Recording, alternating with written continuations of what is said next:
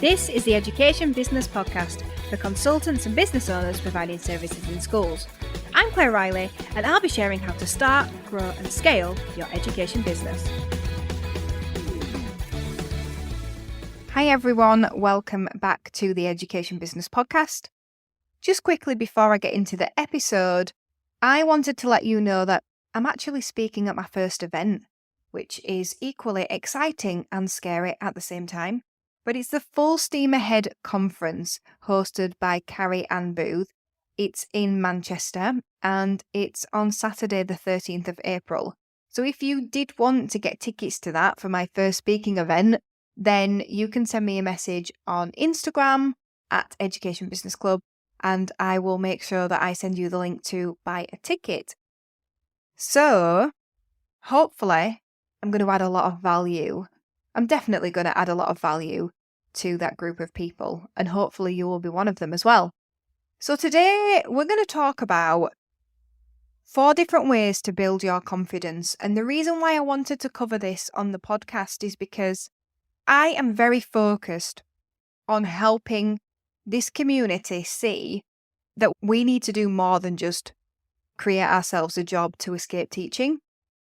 We might start that way, but we need to transition into this place where we realise that there's a different future for us and that we can build something that's meaningful, that rewards us properly, that sets us up for the future that we desire.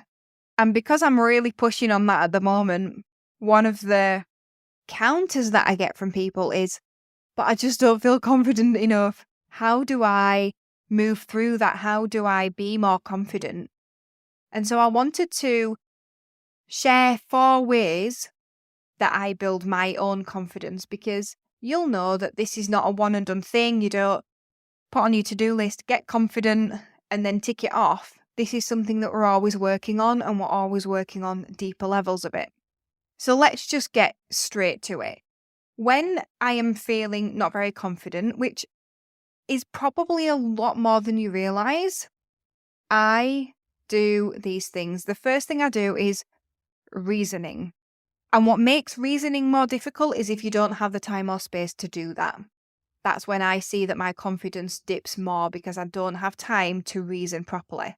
So what this means is, say for example, I'm washing up or something and I just have this thought in my head about what someone might think about this thing I'm doing. And then all of a sudden I get this worried feeling inside and my confidence is dipping. Like, you all know the feeling that I'm talking about. And you start to think, oh my word, I can't do this. And the imposter syndrome, all that kind of stuff. If I feel like I'm having a little bit of a wobble, what I do now to get myself out of it quickly, which I never used to do, I just used to let it run on. I try and retell that story to myself. So if I get the opportunity, I might even remove myself to a different room, like the garden office. And if the story in my head is, people don't want this, people don't think this is helpful, I will remind myself out loud all the reasons why I am a good person for that, why people will want it, why what I'm saying to myself now in being unconfident is not true. Basically, I have a word with myself, and I have a word with myself out loud. And it'll go something like this. No, Claire, that's silly, because you know that this is really valuable for people, and the reason why you know that is because of X, Y, and Z. And sometimes I even write it on my whiteboard. So we've got 2 big whiteboards in our garden office. And if I feel like I need to drill it in a little bit more, I will say it to myself over and over. Not in a weird way, not, when you say your name over and over again when you're a kid and you think, oh, it means nothing now. Not like that, but enough to really hammer home the point so that I believe it. What I'm trying to do in that moment is persuade myself that I was right before I started doubting myself. Persuade myself that the confident me is the right me, not the wrong me. So that's the first strategy to try, and I use that frequently. Second strategy, do it. I know it's difficult to do it when you don't feel confident to do it, but there's nothing like knowing it's possible next time than it actually being possible by the fact that you've already done it. And this is one of the reasons why successful people get quite annoyed with the whole imposter syndrome thing. So if you've ever heard people talk about it when they get asked about imposter syndrome, they'll say everybody has it. They'll say you've just got to do it anyway, that you've just got to move through it. It kind of is an excuse. And it's not that certain people are gifted with more confidence than others. It's just that some people are able to say, I see you level of confidence and I'm going to do it anyway. I raise you. And even though it's uncomfortable, they will move ahead and they won't let imposter syndrome be an excuse. They're just going to do it anyway. A bit like me with the speaking, because yes, I can speak to a group of people, but I've not done it before. And it's so much easier for me to not bother and only talk to you on the podcast when I can edit it. But I'm going to do it anyway, even though it's uncomfortable, because if I don't do it, I'll never have proof that I've done it and it was fine. Number 3, learn about the science of the brain. I listen to a lot of books about psychology, about your brain, about mindset. And the reason why you want to do that is so that you can understand why our brains make us feel certain emotions, why things happen in our minds the way that they do. Because if you can come at it from a place of understanding, that helps you be the observer in the situation. I know I'm feeling this emotion, but the reason why I'm feeling this emotion is because my brain is trying to protect me. But I am safe, so it's okay for me to do this anyway. It's kind of like being the parent or the adult in the situation. Learning about the brain and the science of the brain just helps you be this deeper level of understanding this different kind of person in the situation. And that can help me move through it as well. And that is a technique I also use. And the last one is to get a coach or a supporter. You need somebody to believe in you. So I am very lucky that I have Ed, and I feel like Ed believes in me. But I need other people in my life. There have been times where people quite close to me have said that they believe in me, but I've known deep down that that is not truth, or they've not believed in me in the way that I needed them to believe in me.